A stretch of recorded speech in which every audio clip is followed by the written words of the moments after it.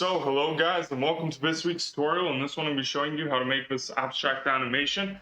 It's really simple to make. Just before we get into it, if you like my content, a sub to the channel would be amazing. But now, let's get right into it. So we're going to start off with an empty blender scene. I'm just going to shift A, add in a icosphere. Okay. Then I'm going to tab into edit mode, subdivide it, increase the smoothness, increase the subdivision by one more, shade smooth, and then I'm going to add a subdivision surface. And we got this. Okay, so we're gonna go into the physics settings and we're just gonna apply collision, and that's it for now. So then Shift A, add in another icosphere, grab it on the X, then I'm gonna tab into edit mode, subdivide it, and that's it. And then I'm gonna shade it smooth, and I'm gonna give it a collision and a cloth physics, and then I'm gonna give it a pressure of 3. And that's basically it. And then after that, just one more subdivision surface. But with this, I'm just gonna turn down the viewport to 0. And yeah, and then I'm gonna go up here and I'm gonna scale this one up a bit. And I'm gonna shift the duplicate it here and duplicate it here and then duplicate it something like this. Grab on the right. And I'm gonna select all of these and I'm gonna press N to move into a collection. I'm gonna call it big balls, if you know what I mean. Anyways, enough of jokes. So we've got this going on. Okay, what we can do now is, what I'm gonna do is just Shift A. I'm gonna add in another icosphere. I'm gonna grab it on the X, just to like take a look at it. Okay, shade it smooth, and then I'm gonna go into the physics properties. I'm gonna add in a collision and a cloth yet again, and then give it a pressure of 3 actually. Okay. But this one is just the same thing as the previous ones, just with less subdivisions to it, because I just want my renders to be a little simpler. So that's really it. So I'm gonna grab this one, grab it, move it on the X, move it here, and I'm gonna move it to a new collection, call it small balls, and I'm gonna scale it down to around 0.6, something like this. And I'm gonna Shift D to duplicate it, Shift D to duplicate it, Shift D, move them into position like this, and we've got a lot of balls here. Okay, so I'm just gonna go here, select them all, and then Shift D, duplicate one up, Shift D, duplicate one down. And now we've got 25 little balls.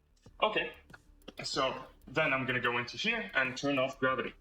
And then Shift A, add in a force field. Where's my force field? Force field, and add in a force. And go into physics settings yet again and give it a strength of -200. So now if we look at this, we're gonna have all of them crashing in and we have nice movement. So it looks pretty nice already.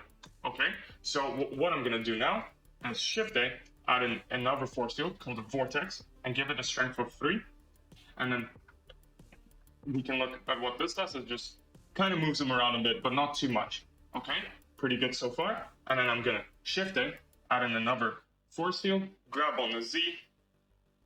Okay, so what we're gonna do now is start animating this. So if we go to frame 140, so all of these move in, and for a couple frames they're just there.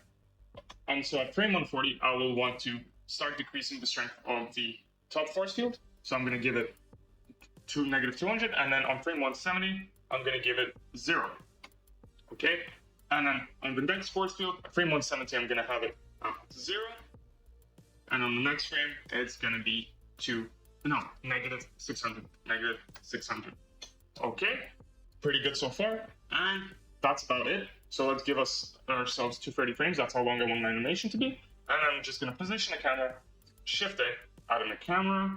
I'm just gonna position myself at an angle that I like, something like this, and I'm gonna just give myself 75 on the focal length, grab and move myself out a bit, and yeah, that's it. Okay, so but now if you see at the beginning, everything is bunched in the middle and it just doesn't look good because we want to make the smoothing. So at the beginning, we want all of these balls to be out of frame. So if we go into our small balls, I'm just gonna select all of these and press Shift. I'm gonna scale them up, okay, and then I'm gonna go into the change this to individual origins and then scale them back down to the same size they were, so 0.6. So if you look at the right, you'll see the size is like 0.6. Okay, and now we just have to move out the ones that are still in the frame. So I'm gonna grab this one, move him out of here, grab this one, move him out here, this one, move him out here, and it's pretty clean. So let's get rid of these balls. So I'm just gonna grab this one on the X, grab this one on the Z, and grab this one on the X. And there's one behind, but we don't see him because he is behind the first ball. Okay, so if now we just start the animation, we've got this, and then they're all just gonna drop down. Perfect. So that's our whole animation. So let's go into the physics properties and just press cache and just start baking all of the dynamics. So that's gonna bake all the dynamics of this, and it goes pretty quickly. But now I'm just gonna take this chance to say, guys, if you guys like my content, subscribe. Also, just comment down below what kind of videos you want me to make. It really helps out. I've already gotten a couple, so you should see a couple of your guys' videos coming out soon. But it's done now, and so we've got this animation. It's already baked, so we won't have to wait. It renders out really smoothly, and it looks amazing. Okay, so what do we do now? Let's go into shading and lighting. First of all, I'm gonna give myself rendered view. I'm going to go into the scene settings and just turn on ambient occlusion, screen-based reflections, motion blur and bloom, and increase the color management to very high contrast. Okay, that's what we've got. And then let's add our light sources. So I'm going to give myself an area light, bring it up here, change its shape to a disk, shadow to convex shadows, and increase its power to 1200. Okay, and I'm just going to increase its size a decent amount, like this, grab it on the Z, move it up a bit. Okay, and then I'm gonna start duplicating this one. Duplicate it here. I want one in the back. I want one. I'm gonna grab this one here, move it here, this one here, and then I'm gonna start moving them into place. So we need around 5 lights. So let's grab this one, rotate it, point in this direction, and I'm gonna move him in a little bit.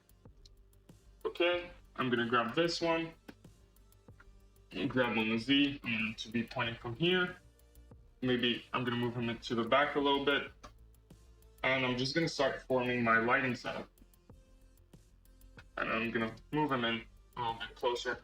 Okay, and then I'm gonna have another one. I'm gonna grab it on the Z, move him down a little bit, bring him over here, and then RX180. So now he points upwards.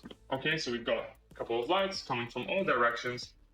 And yeah, this is pretty much it. So in the end, I will stick with these 3 lights and delete this one. So now if we go into our camera view, this is what we get. Okay, so I forgot to shade these smooth. Don't forget to shade the ball smooth. And yeah, so let's go into the shading. So if we go into the shading tab, I'm gonna give myself a camera view. I'm gonna turn down the strength of the background, and yeah, let's look at this. So, what do we have? So, I'm going to select the first big ball, so Microsphere 001, that's what it calls itself. Anyways, we go. I'm going to choose this one because it's more in front, and I'm going to give it a very simple shader. I'm just going to decrease the roughness and increase the specular, and then go into this color and just make it something like this. Okay, and then if we go, we select all of them, so we go, and then just click here, shift click, and then Control L, sorry, and then press materials, and now we have the same material on all of them. So Control link materials, and we link them. Okay, let's choose one of these little balls. So let's choose Microsphere 25, and we're going to give it a material, which is going to be, yet again, we go into the teal color, change it up a bit, make it a little darker, you give it metallic shader, and decrease the roughness quite a bit, increase the specular, and select all of them. Shift, and then Control L, and apply the material, and this is what we get. Okay, that's pretty good looking. So let's just fix up the ball that's in the middle. So to do that, we're going to go into the shading again. We're going to give it a new material. We're going to do a very classic material that I do. And then a mix shader. Plug that into here. Shift A, add in there for now. Let's do that like this. Plug that into the top. Shift A, add in a emission. And plug that into here. Get a power of 75. A nice teal blue color. and turn down the roughness. And now let's mix the IOR. And if we go down to 0.9 or something like this, we've got this nice cool looking shader. Or if you want it the other way around, we can go up to here. And now it's like nice and emissive, it's blue, and it's got this abstract look. Perfect. And now we can watch this animation. The balls go in, they spin around, and then they just drop. And it's a perfectly looping animation.